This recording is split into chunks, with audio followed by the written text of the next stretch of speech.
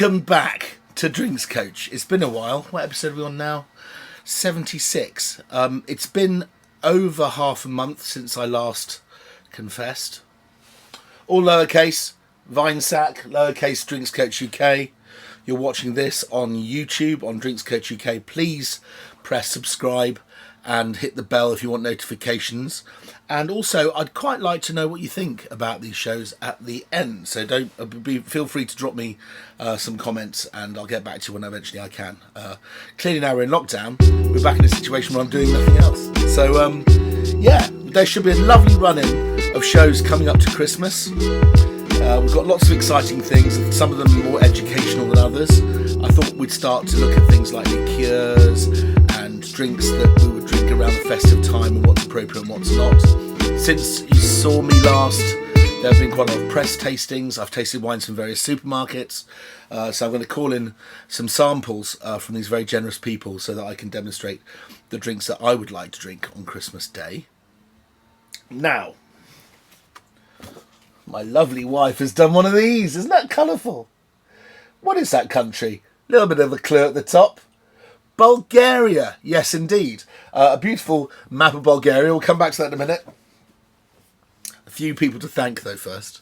I've been wanting to do wines from Bulgaria and, in due course, Romania and other countries, Moldova, Turkey. These will all be wines that I will come across eventually on this channel. But I think it was a good place to start, Bulgaria, because they're very well established as a wine-producing country. Yeah. And there's a couple of very clever guys who've got a shop called The Old Cellar that have a peerless range of Bulgarian wines and rakias, lovely flavoured schnapses and so forth. Very much the culture near the Black Sea. And I just want to say thank you, mate, for being both generous and patient. Dillian. Okay, so Dillian Kolev, who's a chap that reached out to me and said, would you like to do a Bulgarian show? I said, hell's yeah. Asked me that, I think in May, and it's taken this long. But great, shout out to Dillian and his friends out there. I think it's Svilen that he's in business with too, but he's another famous Bulgarian sommelier. I know that he's interviewed, because I read his blog, another one of my favourite Bulgarians, Georgie Radev. We shout out to you as well, one of my favourite people in the whole world. So there are some very talented Bulgarian people in this industry, so fair play to you all. But Dillian, from his business, has allowed me to pretty much handpick specific wines to illustrate the point today, which is we're going to talk about Bulgarian red wines. We'll do some white wines next time. And there's still a few wines knocking around, which I might do in another show eventually. What we've got here are the important single varieties of red wine making in Bulgaria. We have a Ruben. In fact, we've got two Rubens. One's Rosé. We have a Gamza. We have a Melnik 55, or early Melnik as it's known. We have a Mavrud, ancient varieties, kind of the bedrock. And then we have a proper red Ruben at the end. And I'm going to talk about these wines and where they're from. I think to start with, I think we should just kind of put it into context regionally. For those people that are really shit at geography, and I know that's most of you out there, judging from the comments I sometimes get, that's Bulgaria. So up the coast here, we've got Romania and then Moldova. We've got Turkey down here. We've got Greece here. And this region generally, it was an ancient region known as Thrace. And there are Thracian wines in Greece, Thracian wines in Turkey, and indeed the Thracian Valley is the southern valley of Bulgaria. We have a country which is quite close to my heart, missing the northern there. I should have added that. This is northern Macedonia now, after extensive discussions with Greece. Used to be called Macedonia. This area down here is called Skopje. Sorry, not Skopje. Skopje is the capital. The area down here is called Tikvesh, and it's a very, very interesting red wine region in itself. And it butts right up to the Struma Valley, where some of these wines come from. It's incredibly hot in summer there. You can get up to 50 degrees. On particularly warm years. When I was out there last, it was that hot. But there are cooling effects from mountains and things like that, which help the wines and their freshness. We've got Serbia up here. So this is Bulgaria. You've got main regions. You've got the coastal region, which we call the northern and southern Black Sea regions. We have the Danubian plain, which runs along the Danube, which is the river. Danube goes past more countries than any other river in Europe, certainly the longest river in Europe, and it kind of tilts up to the Moldovan coast, but it kind of defines the northern edge of Bulgaria. It's unbelievable to think that this river has come from sort of like freezing cold areas of the Alps near Austria and places like that, but it has. And some wines are grown right up on the riverbanks here. So we've got the Danubian plain, we've got the Thracian valley, we've got the coastal regions, and down here we've got a very important area, which is the Struma valley, where a lot of the very fine wines of Bulgaria come from. And it's near the hotbed of activity, both in northern Greece, where Xinomavro is grown, which is a variety which is quite similar to a variety that Bulgaria grows. I shall come on to that in due course. And you've got Vranets in Macedonia, which is another wonderful variety. There we go. That puts it into context for you all. I've got prices here for a change, so I know how much these are. These are all available online from the Old Cellar, Wimbledon. It has an online site, and these are the prices quoted on the site. So this is what I'm doing in favour to Dillian. Yes, these wines all came free from him. Hopefully he'll get some sales out of it. Okay, so we're going to start off with this. It's called Pink Side of Ruben, and it comes from a brand from two very trendy dudes, Georgiev and Milkov. Georgiev and Milkov, these guys are kind of the hipster crowd. They even hand press some of their wines. Their wines are very natural, and they've picked this particular variety to make a rosé, and I think that's quite clever. I won't explain entirely why that's clever just now, because we're finishing on a Ruben. And by the way, I'm trying all these wines for the first time, so you'll get my proper reactions from them. I think I've had these in the past from previous vintages, but let's have a look here. So first of all, we have a beautiful pale rosé made from a variety called Ruben. This wine actually comes from the Western Thracian Valley around here, okay, south of the capital. Well, that's Sofia there. That's the capital. I should have mentioned that. Maybe towards the Struma Valley, but not quite. Let's have a look. Quite pale. Flesh coloured. Ooh, lovely nose. It doesn't smell horsey or natural in any way. It's pristine on the nose. It's got a lovely spice. Kind of spice. Almost green cardamom over a slightly leafy red curranty fruit, briar fruit. It tastes like it could be natural because it's got wonderful texture. More texture than you expect most rosés to have. Quite delicious. Quite delicious. I'm definitely going to put that in a blind tasting at some time soon. So this is a Thracian Valley rosé made from one of the premium varieties in terms of quality anyway in Bulgaria, which is called Ruben. I think there's about 300 hectares of Ruben now grown in Bulgaria. Nowhere near as much as Mavrud, which is a massive thing. They've been growing it since ancient times, since Thracian times. And Mavrud, I suppose, is the one truly, truly indigenous red variety, which goes back into the dawn of time. But I think that's rather delicious. What would it describe it? It's like a Piemonte rosé, like an Italian rosé. Trying to think of an example I've had recently, but they do exist, and there's a good reason for that, because one of the parents of Ruben is Nebbiolo. And Nebbiolo is the variety of Piemonte, and there's an Italian variety. Oh hell, I might as well let the cat out of the bag. The other parent is Syrah. Apparently during the 70s, the professor that developed this great variety had an Italian girlfriend, and he was inspired to cross Syrah with Nebbiolo, a tricky, extracted, firm variety which is capable of long aging acidity, matched with the tricky, cantankerous grape variety with lots of tannin, pale colours, and is notoriously hard to grow. Two wrongs make a right? Apparently so. This makes a very, very nice rosé though. £14.50.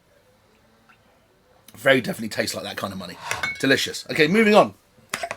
We're now moving on to another variety, which, now we're looking at it, doesn't come from Bulgaria. It's not indigenous. Ruben, both its parents are international cosmopolitan varieties, in Nebbiolo being famous for making Barolo and Barbaresco, and Syrah being Shiraz and being ubiquitous everywhere. That was quite a long word. Okay, so, it just means common. Okay, so, Gomotartzi is a town. This is the Bononia estate. Gomotartzi is a town right up on the Danubian plain. Give you an idea of where it is precisely. It's right up there, the corner. There. It's on the river. It's on the Danube. It's basically in Romania, but not. And it's made from a grape variety called Gamza. Now, Gamza, I think, has some root in the Arabic for precocious little lady, which wouldn't be an uncommon thing to say if you were Arabic, I don't imagine. Not very woke. But this precocious little lady originated as a grape variety, some people believe, in Montenegro. Montenegro also makes some really rather good wine, actually. And this is a variety which it basically tries to call its own. Not dissimilar in style, in colour, in freshness to Pinot Noir, in fact. And actually, where you find yourself looking across the Danube into Romania, you'll notice there's a lot of Pinot Noir grown there. There's a region called Deal Mare, and there's Pitești and other regions which are very famous, particularly for that variety, making acres of the stuff. Some actually good, honest, decent Pinot, but they're fresh, juicy, and remarkably pale in colour. Can you see that? It's not bright in any way, but neither is Pinot Noir. I mean, you can have Grand Cru or Premier Cru Burgundy that's that pale. Okay, let's have a sniff. 2018. Well, the first thing I can think of now I've been thinking about Pinot Noir is this is like one of those slightly earthier Swiss Pinots. If you ever had a chance to taste Pinot from the Alps, they have a slightly earthy, kind of just soft, not dirty, but kind of fluffy undergrowth, what I think the French call sous-bois, undergrowth, kind of dried leafiness. But there is a lovely red berry fruit as well, some lovely clarity of fruit. Very light, very easy to drink. I imagine takes to chilling quite well. And quite a fancy bottle. It's only just over a tenner. £10.50 for that. Interesting. Lovely and tangy. I think that tang would lead it to being very nice with things like roasted or barbecued river fish. I eat a lot of river fish in Eastern Europe. Things like carp and so forth. It'd be very, very nice with things like trout. With Omble Chevalier, Arctic char. And also... I'm thinking salmon and trout and that kind of thing. Very, very nice. But also it'd be quite delicious with some fatty pork or something like that. There you go. So, what we've discovered so far. Ruben makes a nice rosé, really does. And that Gamza is a light, fresh, tangy, fruity variety. Which certainly, if I did taste it out of context, wouldn't have thought was some weird indigenous variety. Or a variety I hadn't come across before. It feels familiar, which is nice. Okay, moving on to Orbelia's Melnik 55. I'm not talking vintages here because I don't think it's important at this stage. We're just trying to spreading the love and informing the world of what Bulgaria does. So, lovely label. This wine is $10.95. Again, these wines are very reasonable in the context of trying something exciting and new from new countries of decent quality. They've been making wine for thousands of years. They've got most of it right by now. These varieties aren't varieties that necessarily you even... find on wines that you might necessarily come across on a wine list from Bulgaria. And the reason for that is, I think there's a real sense, certainly since the 70s, and then through the collectivization of Russia, and then coming out the other side in the early 90s, people were looking for a new future, a capitalist future, a more free enterprise future. And it seems that young people tended to go for the varieties which were grown overseas because it made them look more cosmopolitan. I mean, rather than drinking some rubbish English wine in the 80s in this country, you'd probably be drinking some Sancerre or Chablis. But now they make really good wine in England. It's now cool to drink English, and I think Bulgaria is having that ship turned. So a lot of the wines will be blends of things like Gamza or Melnik 55. Might have been crossed with it, but they might be blended with Cabernet Sauvignon, with Merlot, and so forth. Cabernet Franc, in fact, is becoming quite fashionable in Bulgaria. And this not only allows you to make a slightly better balanced wine, but also you're appealing to a younger audience because they recognise the French variety in that mix. But also, if somebody's going into a supermarket and they see Mavrud on a shelf, are they going to buy it? Fat chance. But if it says Cabernet Mavrud or Merlot Mavrud, yeah. So it also makes it much more marketable because it's hanging people's hat on one thing and then slowly letting them discover the other thing. Okay, so Melnik 55, or otherwise known as, aka... early Melnik. Melnik is a variety which is tricky to grow, often grown by the coast. It doesn't like ripening very, very fast. It's a very, very, very late ripener. But if it ripens too fast, you end up with a wine with lots of alcohol and it still tastes green and sour as shit. Not very nice. In the coastal regions, you find that Melnik 55, it's not Melnik, regular Melnik, old school Melnik, one of its parents, the balance of ripeness versus alcohol is better. Also, Melnik 55 is basically it's kind of Melnik 2.0. They've pimped Melnik. They didn't want to get rid of Melnik, but in laboratories and nurseries across agricultural Bulgaria, they started to try and cross it with different other varieties. And one that took, because there's lots of other different Melniks. This is known as Melnik 55. There's Melnik 600. There's Melnik 1300. These are all different lab experiments that came out. Not very fashionable and very trendy as a name.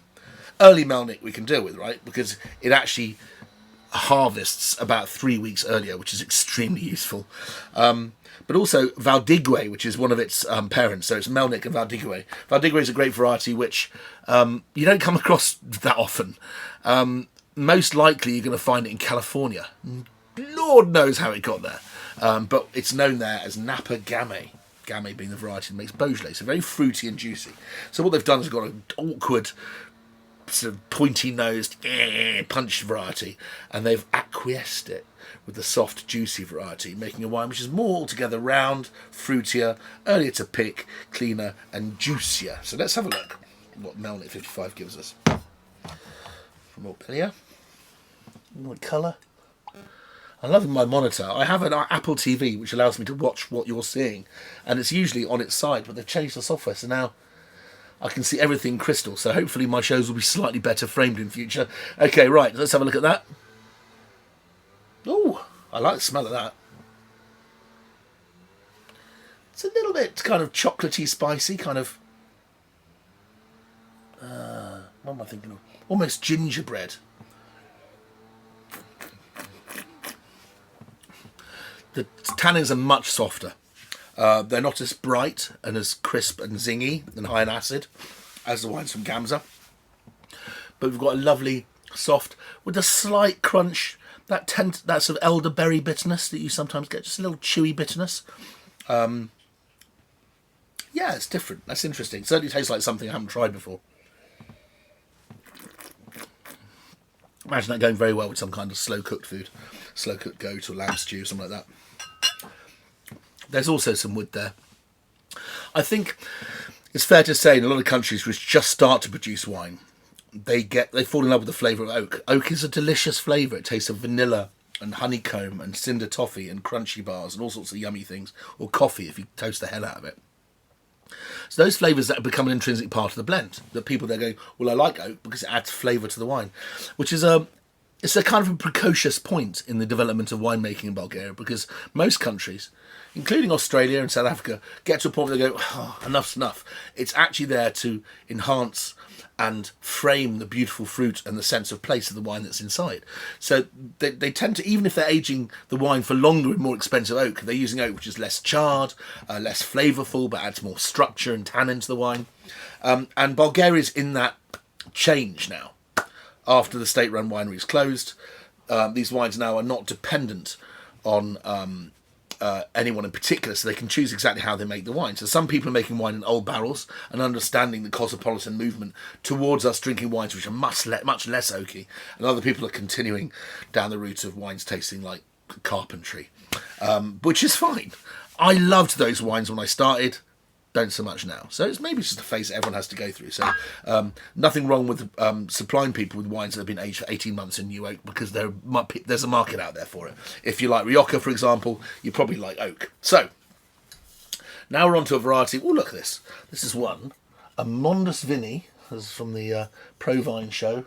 Mondous Vini Gold Medal, which is one of the biggest wine tasting competitions in Europe. And it's based in Germany, in fact. This is from Merul. Merul is somewhere near Sofia here, and is typical of Mavrud. So it's right on the edge of the Thracian valley here. Plovdiv, which is kind of like the epicenter of Mavrud growing, is there. Right halfway, almost exactly halfway between Sofia, the capital, and Plovdiv, is probably where you're going to find Merul. 2015, I believe they've moved on to 2016. Looking at their website now, this wine is under a tenner. This is $9.95. From a producer called Rumelia. I think the labels are rather pretty. Nice sort of like lovely kind of jewel-esque. I think that's lovely. And the bottles are kind of narrow, which I quite like. They're quite elegant. Yes, now 2015. I'm just checking my notes while I go along. So anyway, darker, I think you'll agree. Mavrud, what's Mavrud all about? Well, I used to drink a lot of wine from Bulgaria, which was from the old state-run wineries, from Plovdiv, Oryakovitsa, and other big state-run winery operations during the collectivization before the Balkan countries split out of USSR. And I liked Mavrud, always did. We were selling them for like $3.49, $2.99 at the time. But then again, you could buy Village Burgundy for £7 or £8. So, that was a long time ago. I think I'm just showing my age rather than saying the wines were too cheap. But I think equivalent to selling a wine for $3.99 then, way back when, and we're talking 1992, would be a wine that's just under a tenner now. I think that's probably fair course. So Mavrud, what's Mavrud all about? Now, Mavrud's quite a special variety, I think. Mavrud needs some care. It grows best certainly in Bulgaria in terms of it's in the cooler regions. It doesn't just have cold areas because there's nowhere in Bulgaria it's bloody cold, right? But it does need somewhere which is not scorching hot because, again, the sugars run away with it. You can often get alcohols of 15% plus, and it's a wine that can produce a lot of sugar ripeness, what we call alcohol ripeness, with very little phenolic ripeness. So you end up with a green wine, which is kind of just run before it could walk. What you need is a region where the alcohol levels can rise while the greenness gets dissipated and turns to a much mature, juicy red character. And that's really the window of opportunity for Mavrud. So it has to be grown in those sort of areas. Also, because it's a little bit more tannic and the extract can be quite firm sometimes, especially when it's young, it does suit very well to blending with ripe Cabernet Sauvignon with all its lovely cassis, or not too over-extracted Merlot, for example, which is very supple. And they make very good bedfellows. Mavrud works very well with the Bordeaux varieties in general. Okay?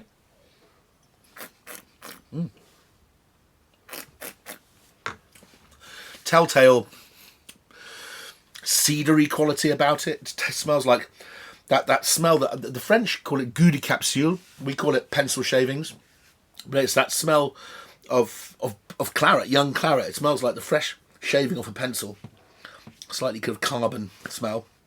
It has that characteristic, which is probably the reason why I think it works so well with Bordeaux varieties. Really good, everyday, chewy, tasty. Don't concentrate too fucking hard red wine. This is lovely with toasted meats, grilled meats. I'd love that with a kebab or with a barbecue. Just spot on for that kind of thing. Also, I reckon they go really well with an English pork banger. Yeah, that's what I'm saying. Last wine in the lineup. This is Orbelius Rubin. Now, this is from the Thracian lowlands. It's in fact right next to Struma Valley. I think it's right down here. It might even be on that kind of line mark there, but it's at the bottom of what is the Thracian Valley, what called Thracian lowlands, and it's basically in Struma, but not quite. This wine's organic. It's made from the variety that we've already mentioned, Ruben, which is a cross between Nebbiolo and Shiraz, or Syrah. I'm imagining that the colour will be similarly reflective of that. Nebbiolo is quite pale in colour, Syrah not, but they have a dark kind of edge to them. This is quite...